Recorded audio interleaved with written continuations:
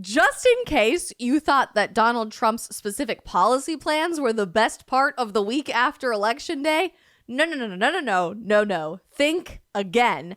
The man's picks for his cabinet are blowing up people's brains in the best possible way because of how pedal to the metal he is going in surrounding himself with movers and shakers and people who are committed to dismantling the deep state, dismantling the federal bureaucracy, and killing wokeism forever. We are going to forever make sure it is buried in a shallow grave in the backyard. There have been a ton of releases already for various cabinet picks, and there are benefits and maybe not benefits to every single one of them. But for the absolute most part, I am enthusiastic. I am ecstatic about the individuals Donald Trump has picked to be his inner circle of the White House cabinet. We're still waiting on a few more cabinet positions to be officially announced, and apparently they're really, really good. But the most exciting announcement of all happened late last night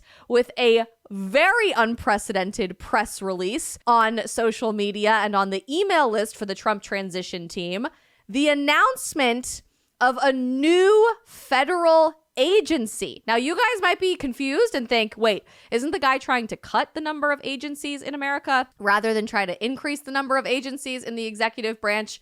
Yes, and here is exactly how they are going to do it. This press release was sent out last night. Statement from President Donald J. Trump. Tell me this isn't the best press release you've ever heard in your entire life. I am pleased to announce that the great Elon Musk, working in conjunction with American patriot, my guy, my dude, oh, I love this man, Vivek Ramaswamy, will lead the Department of Government Efficiency, or DOGE. DOGE. We're actually getting DOGE. Like, this isn't a meme. This is a real government agency that is going to exist under Trump's next presidency. Together, these two wonderful Americans will pave the way for my administration to dismantle government bureaucracy, slash excess regulations, cut wasteful expenditures, and restructure federal agencies. Holy crap. Essential to the Save America movement. For the record, that means literally, probably millions of people are going to lose their jobs. Right now, for the executive branch, there are over 4 million people who work for the executive branch of the federal government. That includes the military, but for the entire executive branch, there are over 4 million people who work for the president of the United States. There does not need to be 4 million people who work for the president of the United States. And have you guys studied the really weird nuances in the federal budget, like tens of thousands, if not millions of dollars being allocated to stuff like studying the effects of yoga on goats? Not even an exaggeration. That is a real earmarked portion of the federal budget. So he's giving them 500 days, give or less, to totally gut, literally take a nuclear bomb, I guess, to the federal agencies in the executive branch of the United States government and dismantle the bureaucracy. Obviously, people's heads are exploding and they have no idea what to make of this, especially DC bureaucrats that have been there for their entire career. But I want everyone to keep in mind, in the grand scheme of American history, the administrative state really didn't exist before FDR. We have only ever added significantly large numbers of agencies under various administrations in American history. We've never really tried to gut them and take them away. So when we are slashing entire departments, like the Department of Education, and maybe if we're really lucky and we pray really, really, really hard, the IRS, I'm just saying, I'm just putting that out there as like a good manifestation, good mantra, good juju into the world. Really, really lucky, we might see the elimination of the IRS. He has talked about wanting to eliminate the federal income tax. Just saying, that's not a new idea. And any other completely wasteful, bloviated, fat, obese bureaucracy suckling off the taxpayer teat of America in the last several years. I realize that's a very descriptive visual, but I did that on purpose. People are going to lose their minds. Like, DC bureaucrats are quite literally crapping their pants in the last 24 hours. But that's the whole point. That is exactly what American citizens, not the government, but the people, have been asking for, is a government that is accountable to we the people. A government that we don't have to be a gazillion trillion dollars in debt every single time we blink. A government that when we pay our taxes, if we still even have to, isn't going towards putting off the interest of the national debt, but is actually going to fund programs and services that benefit the American people. A government of the people, by the people, for the people. Elon and Vivek have had some pretty great responses to this already since this press release went out last night. Obviously, everyone is making incredible memes of DOGE finally coming to existence, which is very exciting, and the meme lords are having an absolute blast. But Vivek has already said that they plan on cutting the federal bureaucracy by personnel by 75%. That is literally a redefining of the American government, akin to FDR, akin to the New Deal. This is the opposite of what happened that made the government too big. This is returning the government to the people, protecting federalism, making sure that we don't have so much red tape, and certainly bringing us back from the brink of the national debt. And I am here for it.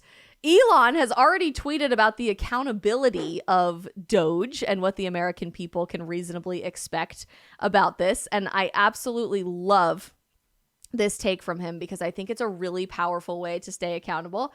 He says, all actions of the Department of Government Efficiency will be posted online for maximum transparency. Anytime the public thinks that we are cutting something important or we are not cutting something wasteful that we should be cutting, just let us know, because there will be a line of communication open from the efficiency department to the people, which is the whole point. This is my favorite part. We will also have a leaderboard for the most insanely dumb spending of your tax dollars.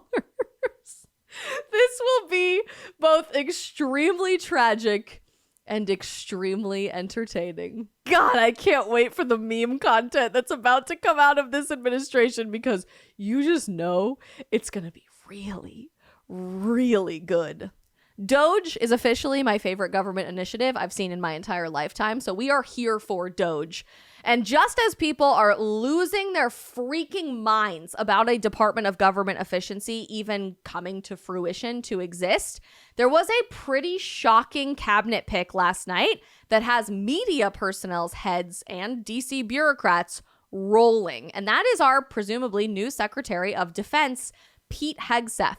The entire internet is painting Pete Hegseth as a TV personality and a Fox News host, which sure is a tiny bullet point on his resume, but doing everything they can to discredit this very qualified individual based on his 20 years of military service, multiple deployments to the Middle East, running of 2 veterans nonprofits, and being previously vetted, by the way, for VA secretary. That happened last time in the Trump administration. He was on the Sean Ryan Show about 5-6 days ago, and there's a couple of clips going really viral, but I came across this video on TikTok today on my For You page that speaks volumes to me about the character of Pete Hegseth in particular, and I want you guys to watch this. I was deemed an extremist because of a tattoo by my National Guard unit in Washington, D.C. And my orders were revoked to guard the Biden inauguration. Jerusalem cross tattoo, which is just a Christian symbol. Is that the This is the one. Is that the tattoo? Yep, right here. This one is what got me disinvited. I'd never had orders revoked before. I mean, listen, it's a standard deal. You remember after January 6th, everyone was in Washington, D.C. Like Nancy Pelosi had the parking garages full of National Guardsmen. My commander called me a day before tepidly and was like, Major, you can just stand down. We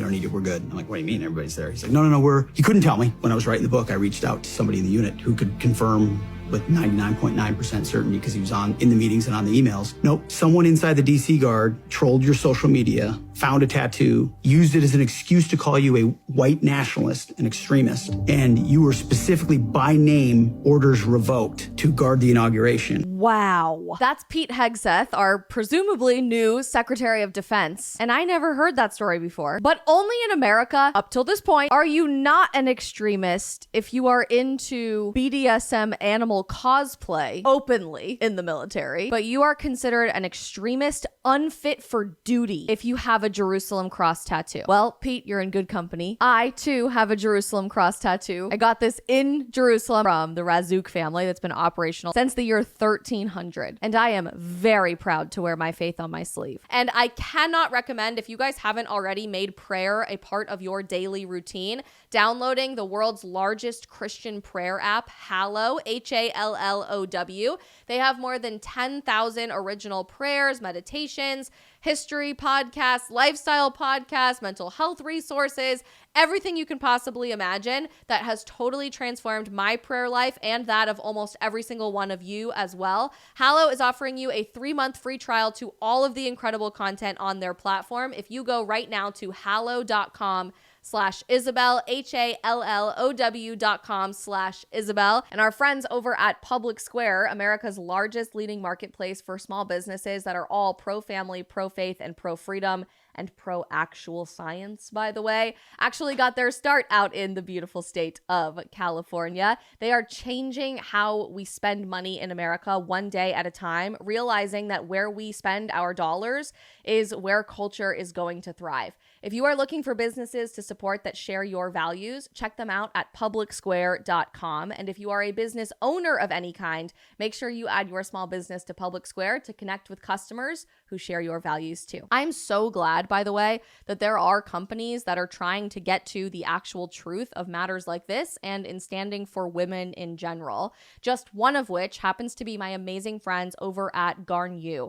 Garnier is the only period product company on the market that insists only women can menstruate. Thank you for that, by the way, Garnier, because we need a whole lot more of that. And their pads, their tampons, and their menstrual cup products are all 100% organic and completely non-toxic. I have noticed a huge change in my cycle since switching to Garnier products, and I cannot begin to recommend them enough to you, especially after we just found out that most leading tampon brands have arsenic and lead in them if you're buying them at Target or the grocery store. You can get a discount on your first order to Garnier if you click the link in the description of this video.